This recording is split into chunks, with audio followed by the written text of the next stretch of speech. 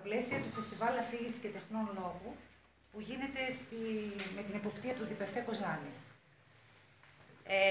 Φέτος επιλέξαμε να δουλέψουμε με μαθητές του 8ου Δημοτικού Σχολείου την αφήγηση σε παραμύθια που δημιουργήσαμε με τα παιδιά, δικά μας παραμύθια, και τα δέσαμε με γνωστά λαϊκά παραμύθια.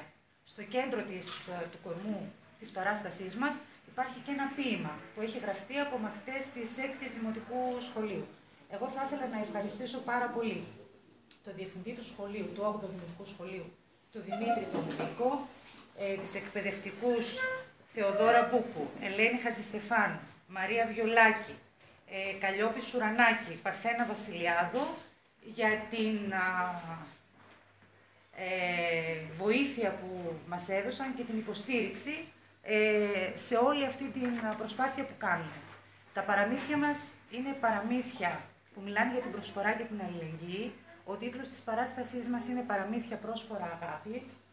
Είναι παραμύθια που έχουμε δανειστεί από τη λαϊκή μας παράδοση, αλλά και παραμύθια που φτιάξαμε μόνοι μας. Τα ζυμώσαμε τα παραμύθια όλοι μαζί και θα σας τα παρουσιάσουμε. Θα τα κοινωνήσουμε σήμερα εδώ στη Δημοτική Βιβλιοθήκη.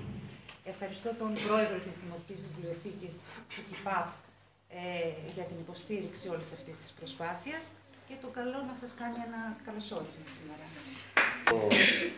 Την κυρία Καλμανίδου και το σχολείο και όλους τους προαναφερόμενους από την Σοφία, δασκάλους και διευθυντή του σχολείου, δεν θυμάμαι τα ονόματα. Θεωρώ χρέος της Δημοτικής Βιβλιοθήκης να συμμετέχει σε τέτοιου είδους διαδικασίες όπως είναι το Φεστιβάλ Αφήγησης και Τεχνών του Λόγου.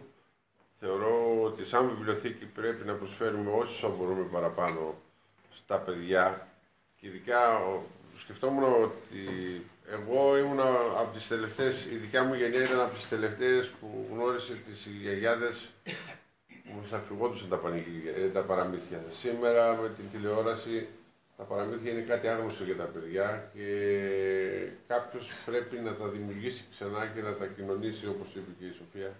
Ήταν μια πολύ καλή κουβέντα στα παιδιά. Ευχαριστώ για την παρουσία σας. Θέλω να σας πω ότι εμείς σαν Δήμος και σαν ΚΙΠΑΠ πάντα θα είμαστε κοντά σε τέτοιου είδους εκδηλώσεις και η παρουσία των παιδιών και των γονέων θεωρώ ότι είναι πολύ σημαντικό γι' αυτό. Δεν χρειάζεται να λέμε πολλά πράγματα, περισσότερο να μην βρουν οι τάξεις από μόνοι τους. Σας ευχαριστώ πολύ.